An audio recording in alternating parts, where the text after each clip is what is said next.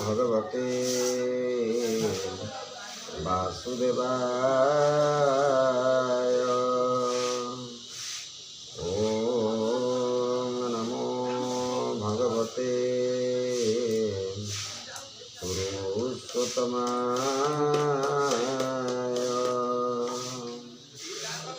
नीलाचल निवासाय नित्याय परमात्मने बलभद्र सुभद्राय जगन्नाथाय ते नमः। जगदानन्दकन्दाय सर्पविषनिवारक स्मरणे दुष्कृतं हरिश्री श्यामसुन्दराय नमः। नारायणं नमस्कृत्य नरस्यैव नरोत्तमं देवीं सरस्वती व्यासं ततो जयमुदीरये।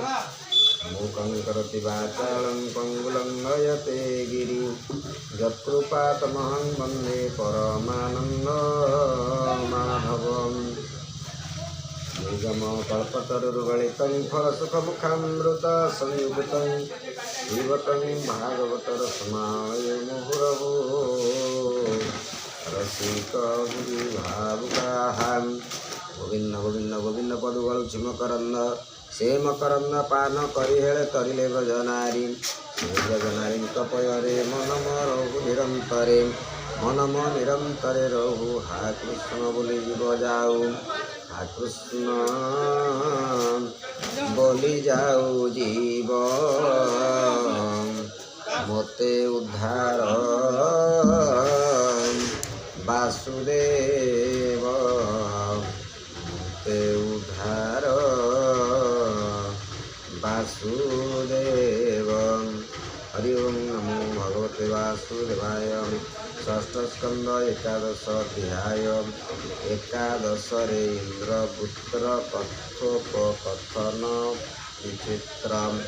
कहन्ति सुख ब्रह्मवेत्ता इंद्रपुत्रर युध्य कथा। श्रीशुकवाच स्वामीर धर्म कथा भृत्ये आरते नघेनिले चित्ते शुणी समस्ते पलाइले सभये संग्राम छाड़िले।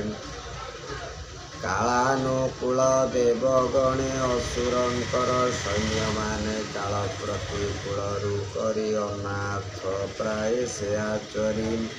गरुड़ पर्णकु धरी तेस ने देवे दैत्य मारी सकले इतस्तत होई पलांती प्राण भय पाई। एमंत देखी सैन्यगण असुर कोप गरुटाणम देवंकु आवरी आपणे वर्षना करइब हने पलाउछन्ति से असुरे तांकु पछरु किंपा मारे। भय पलांती जेउ जन तांक बध कि भल मणम। एमंत बलवंतंकर स्वर्ग प्राप्त ये दुस्तर एते बोलिण तांकु कही देवगणंकु क्रोध बही। आत्म शरीर प्रकाशिला देवंकु भय देखाइला। असुर कला घोर नाद ब्रह्मांडे पुरिला शबद। लोके होइले हत ज्ञान देवे शुणिले तार स्वर्ण से नाद शुणी देवगणे मूर्छित हिले। तत्क्षणे विकले पड़िले भूमि रे वज्र पड़िला जेने शिरे।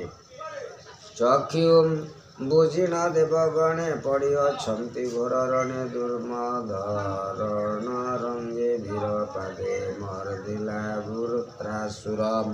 अवनि कंपे पाद भरे शूल घेनिण निज करे। भ्रमयी संग्राम भूमि रे जेसने मत करिबारे। ताकु देखि वज्रधर कोपे कंपई थर हर महागदारे। देववर पुत्रकु कले से प्रहार। दुसह गदा ଆସିବାରେ ପୁତ୍ର ଧଇଲା ବାମ କରେ ଇନ୍ଦ୍ରର ଗଦା ଘେନି କର ସେଇ ଗଦାରେ ପୁତ୍ରାସୁର ଐରାବତର କୁମ୍ଭସ୍ଥଳେ ଦାନବ ପ୍ରହାରିଲା ବଳେ ତାହାର ଏ କର୍ମ ଦେଖିଣ ସକଳେ କଲେ ଧନ୍ୟ ଧନ୍ୟ ପୁତ୍ର ଗଦାରେ ଐରାବତ ବଜ୍ରରେ ଜେନେ ଗିରିହତ ରଣେ ସେ ବିମୁଖ ହୋଇଲା ଇନ୍ଦ୍ରକୁ ଘେନି ବାହୁଡ଼ିଲା ଅତ୍ୟନ୍ତ ହୋଇଣ ଆରତ ବାହୁଡ଼ି ଗଲା ଧନୁ ସାତ ଚକିତେ ହୋଇ ଛନଚିତ ହେମନ୍ତେ ଦେବ ପୁରୁହୂତ